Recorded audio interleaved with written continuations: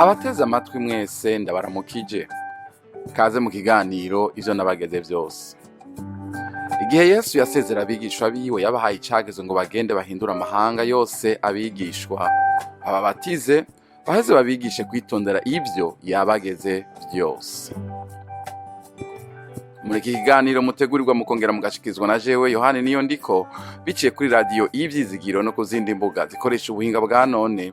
Turigira hamwe kimwe kimwe mu byo Yesu agomba ko tumenya, hanyuma ngo tubigendere bitume dukomeza urugendo rwacu rwo gusa nawe buri munsi.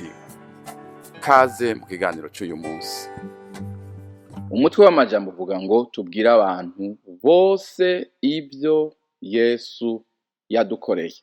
Habaye umunsi umwe umuntu yarahejeje amashure ya kaminuza aronse diplome yo kuvura amaso, umu-ophthalmologue. Hanyuma uwo muntu acahitamwo gutangura business yiwe, kugurura kabine yiwe yo kuvura abantu amaso. Ariko mwumve, uwo muntu yarakiri mushasha, yarakiri muto, hanyuma nta bagenzi benshi yarafise abamusumvya experience yo kwishimikiza canke yohanuza. Ahitamo nyene gutangura. Aratangura, amara iminsi itari mike, arabura abakiriya, arabura gutera imbere, biranka pe. Hagera igihe umunsi umwe azabona umuntu w'impumyi. Abonye uwo muntu w'impumyi ngo aramubwira ati mugenzi wanje, ko mbona umenga ntubona, urabona? Teka ntabwo mbona kweri. Aca aramubwira ati none ntiwoza muri kabini wanje nkakuvura. Amuha rendez-vous. Hanyuma bukeye ngo uwo muntu acaraza amugirira operation, aramuvura amaso yiwe. Amaze kumuvura ngo acarabona, arahumuka, atangura kubona ivyo atahora abona. Bigeze ngaho wa muntu akize arabwira ati muganga, ariko naho mvuye, ati ndanezerewe cyane, ariko naho biruko, ati ndababaye kukubera nta mafaranga mfise yo kuguhemba, nta mafaranga mfise yo kukwishura. Wa mudokiteri aramubwira ati urabeshe, urayafise kandi uranyishura. Wa muntu ati ndabigenza gute? Dogiteri aramubwira ati ntugire ikibazo, wewe ugende mu mihana yanyu, ugende hariya muri village iwanyu, ubwira abantu bose, wiyereka abantu bose yuko usigaye ubona, bari bakuzi uri impumyi utabona, ubabwire uti yamara ubu ndabona. Hanyuma ugire kubabwire uwakuvuye uwo ari we. Iyo niyo mpembo jewe uzoba umpemvye, ati kandi iyo izoba ihagije. Wa muntu acaragenda nezerewe cyane, kuko aronse ukubona kandi aronse n'ingene ashobora kwishura amafaranga wamuvuye. Muri Mariko igice cya 5 kuva ku murongo wa mbere gushika ku wa 20 hari inkuru tubona Mariko yatwandikiye. Ni inkuru y'umuntu Yesu yirukanyemwo igitero c'abadayimoni. Bibiliya itubwira ko uwo muntu amaze kubohoka, abadayimoni bamusohotsemwo, ngo yaciye yipfuza kugumana na Yesu. Asaba Yesu ati nyemerera Yesu, ndagukurikira aho uja hose. Ariko Yesu ngo aramubwira ati oya, ntunkurikira, ati ntugende. Reka dusome ku murongo wa 18, Mariko 5:18 na 19 na 20. Haravuga ngo ariko atambukira mu bwato wari yinjiwemo n'abadayimoni, aramwinginga ngo agume kuri we. Ntiyamukundira, ariko aramubarira ati jimuhiri wawe, mubi wanyu, ubabarire ivyo umwami Imana igukoreye byose, kandi ingene ikugiriye ikigongwe. Aragenda atangura gukwiza i Dekapoli ivyo Yesu yamukoreye byose. Abantu bose baratangara. Yesu nahabwa icubahiro. Uyu munsi ni igice ca mbere c'ubu butumwa. Muri iki gice ca mbere ndashaka kuvuga kuri iyi nkuru. Tubona ngo Yesu ashitse hakurya. Yesu ngo akivuye mu bwato, ngo umuntu yinjiwe muri mpwemu ihumanye ava mu masenga, no mumva aramusanganira, niko Bibiliya itubwira. Uwo mugabo yarazigirijwe, uwo mugabo Bibiliya itubwira ngo yama aborogera hehe? Mumva niyo yaba, ngo akama yikebaguza amabuye, ngo nta minyororo yabasha kumuboha na gatoya, ngo abantu barageze bakamuboha ku maboko canke ku maguru ngo agaca bicagagura ubwo nyene. Abonye Yesu ahashitse, iyo Yesu ashitse ahantu ibintu birahinduka, ngo acaza yirukanga amupfukama ku birenge, kuko Yesu yari ngo ategetse impwemu mbi zari ziri muri we ngo zisohoke. Yarazibwiye ati sohoka muvemwo. Izo mpwemu mbi ngo zica zinginga Yesu ngo ntazirukane, ntazikure muri ako karere zarimwo. Yesu acabaza iyo mpwemu ihumanya ati witwa nde? Nahiti Gitero, kubera turi benshi. Iri jambo Gitero ukoresheje izindi ndimi mu Gifaransa, mu Congereza bivuga ngo region. Region ni umugwi w'abasirikare. Uravye muri ico gihe hari imigwi itandukanye y'abasirikare. Region yari igizwe ngo n'abasirikare bagwanira hasi 600 n'abasirikare 120 bagwanira ku mafarashi. Rero ngo uwo mugabo yarimwo abadayimoni, region abadayimoni 600 bagwanira hasi, mwumva impwemu mbi, imyuka mibi, ngo n'abandi bagwanisha amafarasi. Nico gituma ngo nta muntu n'umwe yashobora kumugunda, nta n'umwe yashobora kumuboha ngo bikunde. Ariko Yesu ahashitse, izo mpwemu bica zimera nk'imbwa ifashwe iriko yiba amavuta. Imana ishimwe cane, Yesu nahagwe icubahiro. Waruzi yuko abadayimoni baramenya umuntu ari mu Yesu, abadayimoni baramenya umuntu yuzuye mpwemu yera, abadayimoni baramenya umuntu apfa kuvuga ku munwa gusa. Barabonye Yesu umwana w'Imana. Abandi bantu bose bari mu rujijo, bari ahantu nyene bagira batuninde vraiment kwivya koromenga ni Mesiya, mbega ko yigishanya ubushobozi n'ububasha, umuntu ninde niki? Bamwe bati ko tuzi wabo, tuzi se, tuzi nyina, tuzi abo bavukana, tuzi bashikiwe, tuzi ninde bazazana. Ariko abadayimoni bo bati Yesu uturondera kwiki? Bo barakamenya Yesu Kristo.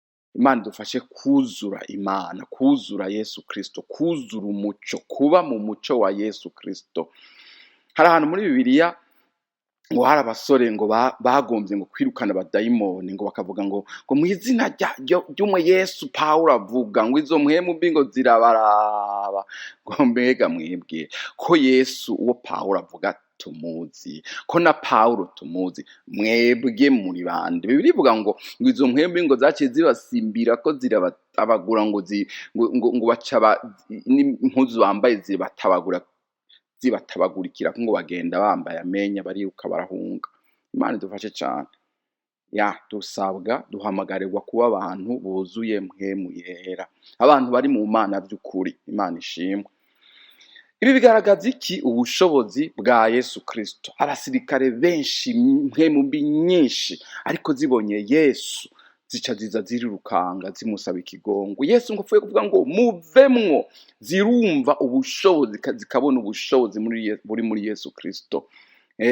Yesu ni umwami afise ububasha bwose. Yaravuze ngo nahawe ububasha bwo mu ijuru bwose n'ubwo mu isi bwose. Acabwira abigisha ati mugende mu mahanga yose. Abajije wa mugabo ati witwa nguki? Uwo mugabo yaciye yishura ati ndi Gitero. Imana ishimwe cyane. Imana idufashe kuba abantu bari mu Imana, abantu bari mu kuri, dushajishije ukwera. Iyo dusajishije ukwera, Imana idukoresha ibitangaza. Abadayimoni baratumenya, ijuru barituzi. Naho n'abadayimoni ukaba ufise autorite ukura kuri Yesu Kristo. Aha harimo ijambo rikomeye cyane. Iyo turi munsi y'ububasha, natwe tugira ububasha. Imana ishimwe. ijambo ry'Imana riravuga ngo uri muri mwebwe ngo asumba uri mu bisi. Aha ni muri Yohana wa mbere igice ca 4 ku murongo wa 4. Turanesha ibyo ducamo byose, turanesha ibiza biduhangara. Kubera iki? Yesu Kristo ari muri twebwe. Imana igufashe we kuranyumviriza, Imana idufashe cyane kuba abarepresenta Kristo vy'ukuri hano mu isi, twambaye inkinzo, twambaye ibigwanishwa byose Imana itanga. Yesu Kristo ari muri twebwe. Imana nihabwe icubahiro. Ikibazo ni iki: mbega abadayimoni barazi ko uraho uri? Mbega iyo winjiye ahantu cyangwa ushitse ahantu, mbega uri umuco wakira mu mwijima? Abadayimoni bakamenya bati ahantu harinjiye umuntu. Impwemu zikamenya ati ahantu harinjiye umuntu adasanzwe. Imana idufashe cyane. Imana idufashe kandi dukoreshe iby'ubuhizi.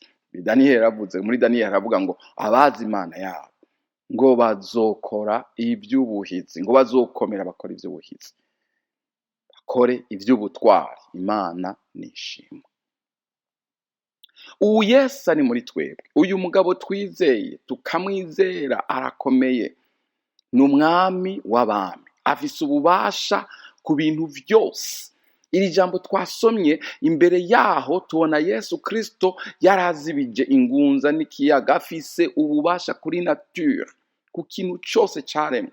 Amapeloton y'abadayimoni, amakompanyi y'abadayimoni, amabatayo y'abadayimoni, naho n'amaregiyoni y'impwemu mbi. Abonye Yesu, yumvise ijwi ryiwe, izina ryiwe gusa rivuzwe, Yesu Kristo yapfuye akazuka, izo ngabo z'abadayimoni zose ngo zishwanyarara, zikamera nk'imwe ifashwe iriko yiba amavuta. Imana ihabwe icubahiro. Yesu Kristo yapfuye akazuka, ni umwami, niwe twizeye kandi wari muri twebwe. Haleluya. Ubwami bwiwe buriko buravansa, ubwami bwiwe buriko buramenyekana, influence y'ubwami bwiwe iri kwigenda ahantu hose. Reka Yesu akorere muri wewe, ace muri wewe, adukoreshe. Imana ishimwe cyane. Yesu ni umugabo w'abagabo, acecekesha ikiyaga n'umuyaga, akiza abagwayi, abohora ababoshwe mu izina ryiwe. Impumyi zirahumuka, ibipfamatwi birazibuka, ibimuga birasimba, ahumanura ababembe, aharira ibyaha, abadayimoni bagahunga mu izina ryiwe. Kandi rero ni wadutumye, ni watubwiye ngo mugende mu mahanga yose, mfise ububasha bwose, narabuhawe bwose, ati mbere ndi kumwe namwe gushika ku mpera y'isi. Turi abambassadeur ba Kristo, turi mu gishingo ciwe, turabamurepresenta, turabakorera Yesu Kristo hano ku isi. Imana igufashe twambare ukwera kwa Yesu Kristo, turi umuco. Reka umuco rero wawe ugaragare mu bantu, ugaragare aho ukorera, ugaragare aho uba, ugaragare mu byo uvuga, ugaragare mu byo ukora, ugaragare mu mibereho yawe. Yesu Kristo ni umwami, aradutuma ati genda bakubone ko wahindutse, genda bakubone ko wakize, genda ubabwire uti I was blind but now I see. Nari impumyi ariko ndabona. Bari bazi ko wapfuye mu buryo bw'impwemu, noneho bakubona uri muzima, bakumva uvuga ibizima, bakubona ukora ibizima. Imana ihabwe icubahiro cyane. Uwuri muri twebwe aruta uri mu bisi. Imana nihabwe icubahiro. Haleluya. Amen. Ndabashimiye mwebwe mwese mwateze amatwi ikiganiro ivyo nabageze byose. Twizeye ko mwafashijwe n'inyigisho y'uwu munsi. Tubifurije umugisha w'Imana mu banyu no mu byanyu. Naho ubutaha.